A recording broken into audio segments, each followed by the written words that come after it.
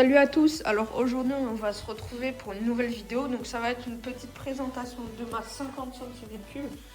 Donc c'est une Reju MRT Pro de 2020, donc c'est un moteur AM6 avec les normes Euro 4, donc avec l'anti-pollution et tout. Donc c'est les toutes nouvelles normes, bientôt en 2021 il y aura les normes Euro 5. Et donc il y aura sûrement plus de 2 temps. Donc je vous conseille de bien acheter votre 50 avant 2021. Donc on va passer tout de suite à la présentation. Donc on va d'abord faire le poste de pilotage. Donc c'est parti. On a ici tout simplement déjà un rétroviseur, voilà.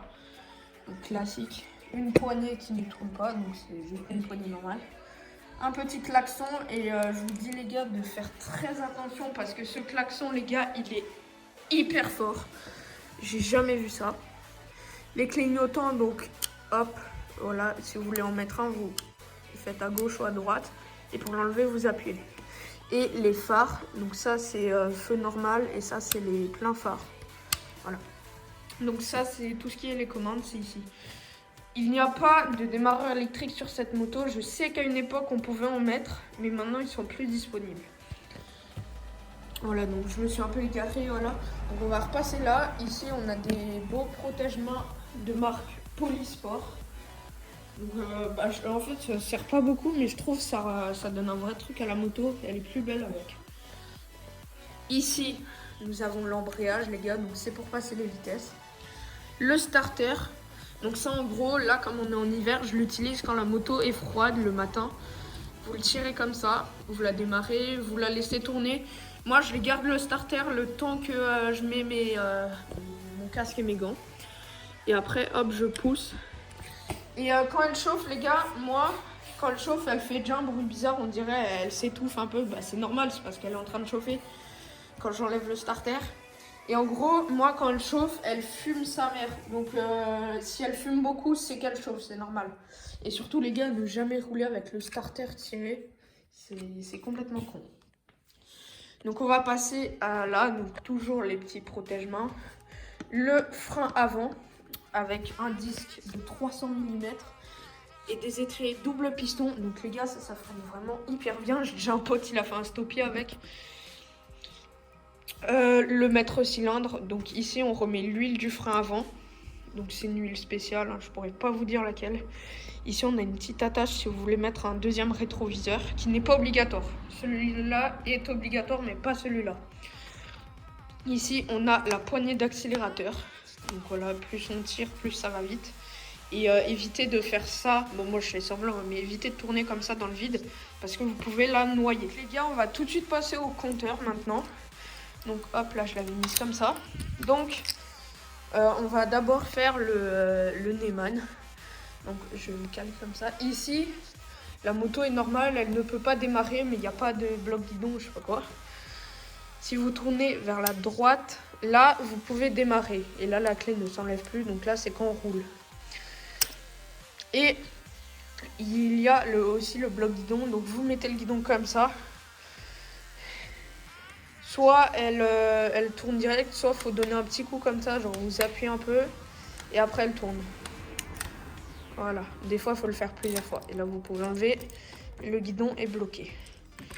Hop, j'ai débloqué le guidon. Le compteur maintenant. Donc le compteur vous pouvez l'appuyer comme ça.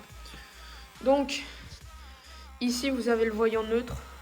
Vous avez un voyant panne aussi, donc qui s'allume très rarement. Il est en jaune je crois. Donc c'est qu'il y a une panne au moteur. Il y a aussi le logo rouge de ce côté-là, c'est le logo de surchauffe moteur. Donc des fois quand on cale, il s'allume. Mais moi pour l'instant il s'est jamais encore allumé vraiment, à part quand je calais quoi. De ce côté-là, on a les clignots. Enfin non, les clignots, si vous mettez le clignot à gauche, il sera de ce côté. Et à droite, il sera de ce côté-là. Donc là on a le clignot. On a l'huile, donc ici le voyant rouge c'est l'huile les gars. Et on a les phares aussi. Si je dis pas de conneries, il n'y a pas d'autres trucs de ce côté là je crois. Ouais c'est tout. Je vais vous montrer les fonctionnalités. Alors je pourrais pas vous dire ici ce que c'est parce que je l'ai jamais utilisé. Mais ce côté là, Merde, il s'éteint, attends. Voilà. Donc comme ça, vous avez un genre de compteur. Moi, je l'ai utilisé une fois sans faire exprès. Et si vous appuyez une deuxième fois, vous avez la vitesse moyenne et la vitesse maximale que la moto a eue dans toute sa vie. Donc moi, je suis allé à 86. Donc les gars, moi, ma moto est complètement débridée. Donc elle est complètement débridée. Je prends à peu près 80 sur le plat. J'ai pas encore vraiment fait de pointe. Hein. Et 86, c'était dans une petite descente. Donc je pense sur une très grosse descente, je peux prendre dans les 90. Pas 95, je pense, mais 90. Voilà. Donc moi, ils me l'ont totalement débridé. Et j'ai un pignon de 15 ici. Voilà. Donc débridé complètement avec pignon de 15, ça prend dans les 80-85. Voilà. Donc on en a fini avec le tableau de bord, voilà. Non, pas le tableau de bord, les gars, le poste de pilotage. J'ai du mal des fois. Donc, sur les versions pro, donc c'est un peu comme sur les bêta, les Sherco et tout. Sur les 50 haut de gamme, il y a une fourche inversée avec des gros disques en pétale. Donc la fourche inversée, les gars, ça amortit hyper bien par contre. Et par contre, elle est vraiment très sale, va falloir que j'aille la nettoyer. Donc petit clignotant, tout ça. Donc on va passer, voilà, on a un très beau kit déco hein, de la MRT Pro. Et ça, c'est les pièces qu'il y a sur la moto, donc Polysport. C'est les protège-mains. Technigaz, c'est pour le pot. Donc le pot d'origine, les gars, c'est un Technigaz. Moi, il est vidé, hein, comme dit. Enfin, il m'a débridé. Et Delorto, c'est pour le carbu. Donc le carbu d'origine, c'est un carbu de 16. Et Gicler, je sais pas combien, ça doit être un 80, un truc comme ça. Dites-moi dans les commentaires, les gars, parce que je sais pas du tout. Ici, on a la selle, les gars. Donc, pareil, en dessous, il y a une bride. Donc, vous dévissez les deux vis, vous enlevez la selle. Là, vous aurez un espèce de petit cache. Vous l'enlevez aussi. Et là, vous allez tomber sur le filtre à air, l'espèce de mousse. Et en gros, il y a une espèce de clé. Genre là, il y a le filtre à air et il y a une genre de clé de vis bizarre qu'on dévisse à la main. Vous enlevez le filtre à air et vous aurez une espèce de rondelle avec des petits trous comme ça. Et vous enlevez cette rondelle. Normalement, la boîte à air sera débridée. Mais les gars, il faut faire un réglage.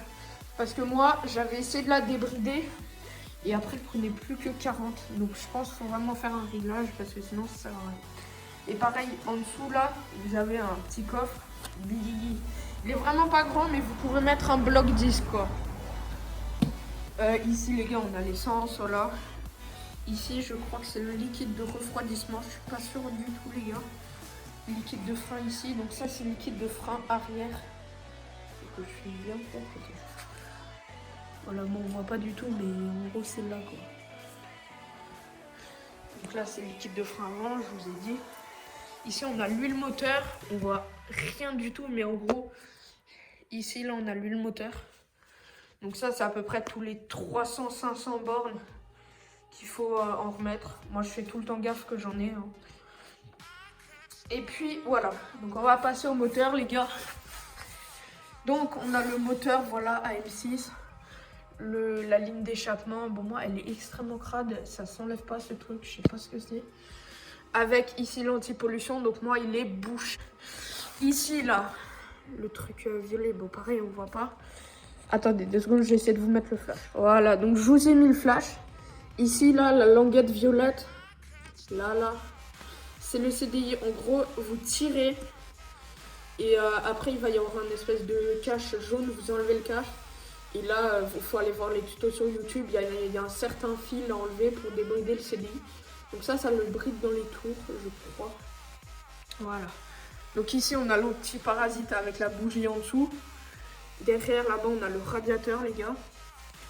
Ici, donc c'est le carburateur. Donc pareil, il y a une bride. Moi, il m'a dû l'enlever. Il n'a pas changé de carbu, je crois. Et il y a une durite qui est, je crois, c'est la durite de trop plein. Ça, c'est un truc avec l'embrayage, les gars. Donc je vais embrayer, vous allez voir. Voilà, moi, j'arrive pas à bien embrayer. Attends. Voilà, bon, ça bouge un peu, quoi. Voilà. Donc là, on a le pignon. Donc le petit pignon de 15. Il n'y a pas marqué, mais c'est un pignon de 15, les gars. là, on a cylindre culasse, voilà. Donc, ça, c'est une petite origine. Je vais pas changer de clip, je pense. Donc, là, on a la boîte à air. Et on a l'amortisseur à gaz, donc qui est sur les MRT Pro. Hein. Attention, les gars, il n'est pas sur les trophies. Donc, les trophies, en fait, elles sont plus belles, c'est tout. Mais elles ont l'amortisseur de la MRT et c'est un peu de la merde, franchement. Donc, moi, je vous dis, prenez une Pro, parce qu'une trophy, c'est un amortisseur de base, alors que c'est plus cher. Voilà, donc ici on a petit cale-pied rétractable en cas de chute, sélecteur de vitesse, et sélecteur classique. Cale-pied pour passagers, donc c'est pas les mêmes les gars, ça c'est des cale-pieds cross et ça c'est des cale-pieds normaux. La béquille, les béquilles MRT les gars, c'est vraiment de la merde. Après c'est bien parce que tu l'oublies pas, mais bon, regardez les gars, si vous levez un peu la moto, je pense que vous savez, hein, mais... elle s'enlève toute seule en fait. Donc il faut faire vraiment gaffe. Et pour la remettre, il faut la tenir jusqu'à ce que la moto soit posée. Oui, je suis en chaussette. Donc là, on a le pot d'origine, les gars, avec le kick. Donc ça, pour vraiment les débutants, quand vous avez mis le contact, vous donnez un gros coup comme ça et ça démarre. Donc ça, c'est la base, les gars. Encore un petit pied rétractable. La pédale de frein, voilà, ça s'appelle comme ça. Donc le frein arrière freine aussi très très fort les gars, faut faire vraiment gaffe, ça part en dérapage très vite. Donc là on a le support de plaque long. Donc c'est pas hyper beau, mais ça va encore. Voilà. Qu'est-ce que je peux vous montrer encore? La couronne, je sais plus, ça doit être une 62, un truc comme ça, elle est très grande, c'est un peu de la merde. Hein. Mais en doré comme ça, c'est beau. Le disque de frein arrière, il est de 200 mm, je crois. Et c'est des jantes à bâton, les gars. Donc sur les trophies, par contre, c'est des jantes à rayons. Je trouve que c'est plus beau. Mais ça casse plus vite aussi. Voilà, donc on a fait le tour sur ma MRT. Je vais vous faire un petit démarrage. Et après, on va se laisser là. A tout de suite.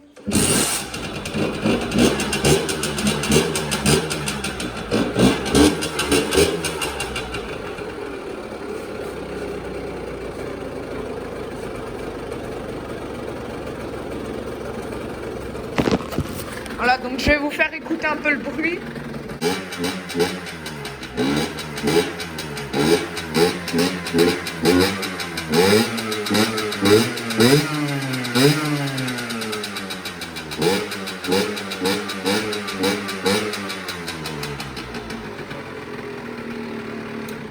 Voilà les gars, donc le bruit de la moto débridée n'a absolument rien à voir avec le bruit de quand elle est bridée. Je sais pas pourquoi d'ailleurs, parce que pourtant il m'a laissé la chicane. Ouais, il m'a laissé. Bon, vous voyez pas vous bien sûr. Mais voilà. Donc en tout cas, c'était la présentation de la Ridgio MRT Pro de 2020. Moi je vous laisse sur ça. Dites-moi en commentaire si vous avez des idées de vidéos que je pourrais faire. Et sinon, moi je vous dis à la prochaine. Allez, ciao!